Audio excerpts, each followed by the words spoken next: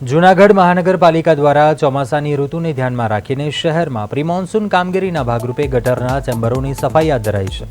શહેરમાં આવેલી અંદાજિત 35 થી 40 હજાર ગટરોમાંથી વરસાદ પહેલા 10 હજાર ચેમ્બરો સાફ કરવાનો ટાર્ગેટ રાખવામાં આવ્યો હતો, જેમાંથી હાલ 6 હજાર ચેમ્બરો સાફ કરી દેવાઈ હોવાનો તંત્ર દ્વારા દાવો કરાયો છે।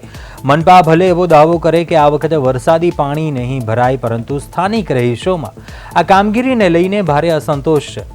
લોકોનું કહેવું છે દર વર્ષે આવી સફાઈ કરાય છે છતાં પણ પાણી ઘર સુધી પહોંચી જાય છે, જેથી પાણીના કાયમી નિકાલ માટે મોટી પાઇપલાઇન નાખવી જરૂરી છે। અને બીજી તરફ વિરોધ પક્ષ કોંગ્રેસે પણ આક્ષેપ કર્યો છે કે વોકળાઓ અને ગટરો હજુ પણ ભરેલી છે। ચોમાસું નજીક હોવા છતાં કામગીરી અત્યંત ધીમી ગતિએ ચાલી રહી છે, જેને કારણે આગામી દિવસોમાં લોકોને ભારે હાલાકી ભોગવવી પડી શકે છે।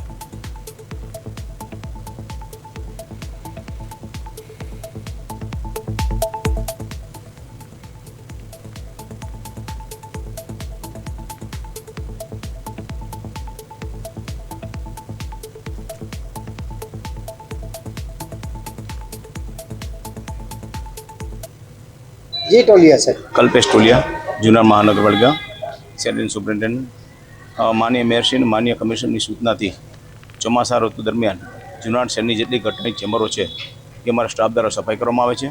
ટોટલ 35 થી 40 હજાર ચેમ્બરો છે, એમાં હાલ 6 હજાર ચેમ્બરો સફાઈ થઈ ગઈ છે। દરેક વોર્ડ વાઇઝ સફાઈ થાય છે, દરરોજ સફાઈ થાય છે, જેનો પણ પ્રશ્ન આવે તરત નિકાલ કરવામાં આવે છે।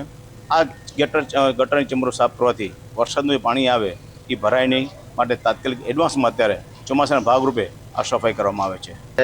તમામ જે નગરપાલિકા હોય છે કે જે તંત્ર હોય છે એમને પ્રી મોન્સૂનની કામગીરી કરવાની હોય છે, ત્યારે આપણે જોઈએ કે જૂનાગઢ મહાનગરપાલિકામાં દર વર્ષે પબ્લિકની અતિશય કફોડી હાલત રહે છે। દર વખતે તૂટેલા રસ્તાઓ, ગટરો ઉભરાય છે અને વોકળાઓ આપણે જોઈએ કે છલીને લોકોના ઘર સુધી અને નીચાણવાળા વિસ્તારોમાં પાણી ભરાઈ જાય છે, જેની મોટી જાનમાલની નુકસાની અગાઉ પણ થઈ ગયેલી છે। આવી રીતના આપણે જોઈએ કે અમે એક લેટર લખ્યો છે અને હાલ કમિશનરશ્રીની પણ બદલી થઈ છે। હવે માત્ર 1 મહિનાનો સમય છે। 16 જૂન વહેલો વરસાદ થાય એવું આગાહી થઈ રહી છે।